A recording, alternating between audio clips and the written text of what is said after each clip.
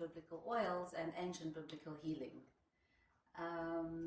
I just wanted to share with you my experience and thoughts on prayer and meditation. So in 2019, Daniel ventured on trying to understand from a scriptural perspective what is meditation. And the last few years has been truly fascinating with the information that he has seen within the scriptures, within the gematria, within the language, as to the keys or the recipe that lies within the scriptures for meditation. But for me, I'm always on the back foot when it comes to these things, and I've been fortunate to be married to Daniel. Therefore, I get the teaching first, and I get to experience the practical side of meditation first as well. I'm not so disciplined in meditation. I try to do meditation when I can, and if I can, maybe twice a week I have the opportunity when everyone's going to bed to lay down in my bed and try and consolidate my mind and my heart and have those opportunities. But Daniel, on the other hand, is far more disciplined. He tries to do it daily.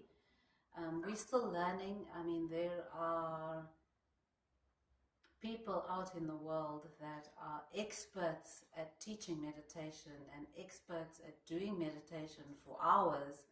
However, the key that ancient biblical healing has is trying to unlock it from a biblical perspective, from a scriptural perspective.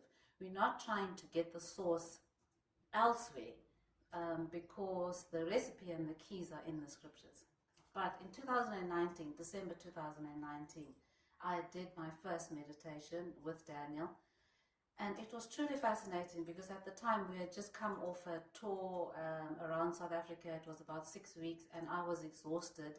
And on the last leg of the trip, I had this flare up in my eye, which I perceived was shingles, and it was very painful. And as you all know, if you come to me and you ask me for a protocol or something, it's myrrh, everything. Myrrh in your eyes, myrrh in your mouth, myrrh in your tea. So I was putting the myrrh in my eye. I was microdosing myrrh all the way along the journey, every hour taking some myrrh. And the swelling was going down and the sores that were in the eye were going down. However, the pain was just excruciating. So before going into the meditation, Daniel was like, well, you need to actually understand what it is that you want to achieve from the meditation. When he was saying the big mansion, and we were laughing and joking and saying, all of those things from a biblical perspective are meant to follow you, but what we're actually doing for the meditation is to come and have this intimacy with the King and then leave there so full that all these things just are attracted to you, but it's because of him, because you're full of him.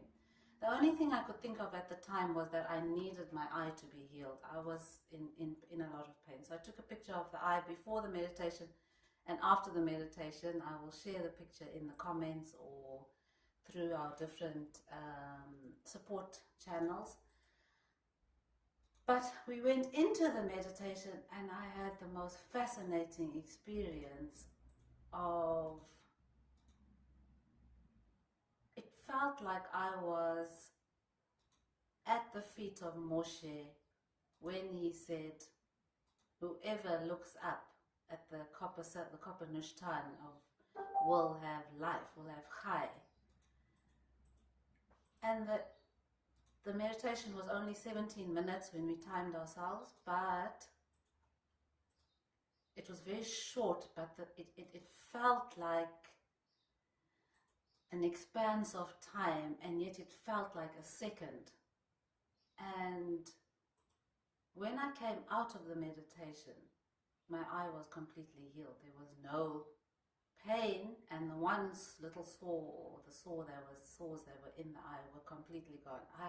It was mind-boggling to see in faith and in humility coming before the King and just saying, I want to be in your presence. And knowing inside what it is that you desire, because when you're there, you don't actually speak, or you don't actually put in your supplications, you understand what it is that you want to achieve before you meditate. And therefore, when you're going in there, you're just going with humility. The second experience that I had was March the following year, 2020, just before lockdown again. I was going through some emotional stuff and my eye flared up again. However, it was just pain. And I haven't had a flare up since, which is really great. I'm very grateful for that. It was just pain, there were no sores. And again, Daniel said to me, listen, in line with meditation, all you must do is go outside, sit in the sun, change your physiology, and change your emotional state. So my eyes were open. It wasn't a meditation in the sense of going into a planned state of rest. I was awake and I sat outside and I came before the King and I just changed my emotional state from this pain and suffering and anguish to being open and joyful in front of Him. And the pain instantly subsided. So these are the things that we are experiencing, the things that I've experienced in trying to understand and using some of these simple tools in different scenarios. I have had a deeper walk with the Creator since 2019, and the keys and the understanding and the evidence is sitting in the scriptures. It's sitting in the language, it's sitting in the numerology, it's sitting inside of you in the faith and the willingness to seek in a different way. So looking forward to seeing you. Our seminar, our workshop rather, because we do a practical, then we'll do a practical meditation at the end of the presentation, so it's somewhat a workshop. Kicks off this Sunday.